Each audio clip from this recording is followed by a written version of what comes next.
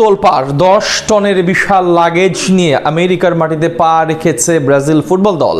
বিশাল ওজনের এই লাগেজ সাথে নিয়ে বিমানে উঠেছেন কার্লো অ্যানচেলত্তি। তবে প্রশ্ন উঠেছে, কি আছে এই লাগেজে? তাহলে কি এর মাঝেই লুকিয়ে আছে ব্রাজিলের হেক্সা মিশন পূরণের রহস্য? ব্রাজিল দলের ১০ টন ওজনের সেই লাগেজের রহস্য নিয়ে বিস্তারিত জানবো রিপোর্ট। ২৩ জন খেলোয়াড় এবং প্রায় ৭০ জন স্টাফ সহ বিশাল বহর নিয়ে আমেরিকার মাটিতে পা রেখেছে ব্রাজিল ফুটবল দল। নিজেদের হেক্সা মিশন পূরণ করতে কোচ কার্লো আনচেলত্তির অধীনে বেশ সিরিয়াস ৫ বারের বিশ্ব চ্যাম্পিয়নরা, যার আরও একটি প্রমাণ পাওয়া গেছে তাদের লাগেজের মাঝে।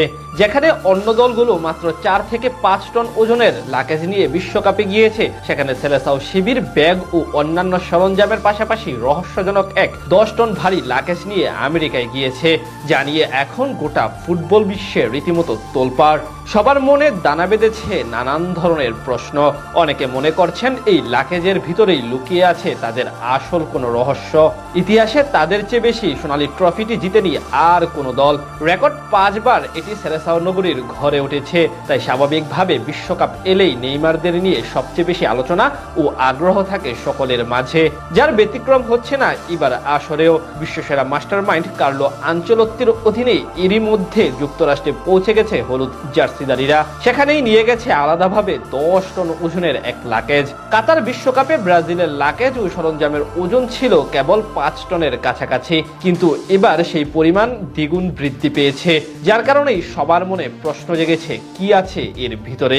লাগেজের এই বিশালত্বের মূল কারণ হলো স্বাস্থ্য ও ফিটনেস সুরক্ষার নেওয়া ব্যাপক প্রস্তুতি। এবার ব্রাজিল দল সাথে করে নিয়ে এসেছে একটি ভ্রাম্যমাণ অ্যাম্বুলেন্সের সমতুল্য অত্যাধুনিক চিকিৎসা সরঞ্জাম। যুক্তরাষ্ট্রের নিউ জার্সি, ফিলাডেলফিয়া ও মায়ামির মতো ভিন্ন ভিন্ন ভেন্যুর শহরগুলোতে এই সরঞ্জামগুলো দলের সাথে নিয়ে যাওয়া হবে। এবার বিশ্বকাপের বহরে খেলোয়াড়, কোচিং স্টাফ, চিকিৎসক, টিম ম্যানেজমেন্টের কর্মকর্তা সহ প্রায় ১০০ জন সদস্য নিয়ে আমেরিকায় পৌঁছেছে ব্রাজিল ফুটবল দল। এর মাঝে ৩ জন খেলোয়াড় আবার সরাসরি তাদের সাথে যোগ দিবেন ক্যাম্পে। সবার জন্য বিশাল চিকিৎসা সুবিধা নিয়ে গেছে তারা।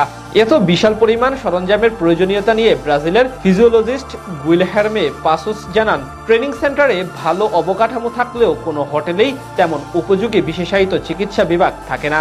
এই ঘাটতি পূরণে তারা দলের জন্য নির্ধারিত প্রতিটি হোটেলেই নিজস্ব একটি অস্থায়ী চিকিৎসা বিভাগ তৈরি করেছেন, যা অনেকটা ভ্রাম্যমাণ অ্যাম্বুলেন্সের সেবার মতোই কার্যকর। বিশ্বকাপের গ্রুপ পর্বে মোট ৩টি আলাদা আলাদা শহরে খেলবে ব্রাজিল, তাই বাড়তি সতর্কতা অবলম্বন করছে সেলেসাওরা।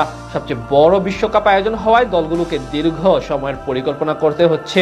ব্রাজিল যদি ১৯ জুলাই ফাইনালের পর্যন্ত পৌঁছায়, তাহলে পুরো প্রতিনিধি দলকে টানা ৪৮ দিন দেশের বাইরে থাকতে হবে।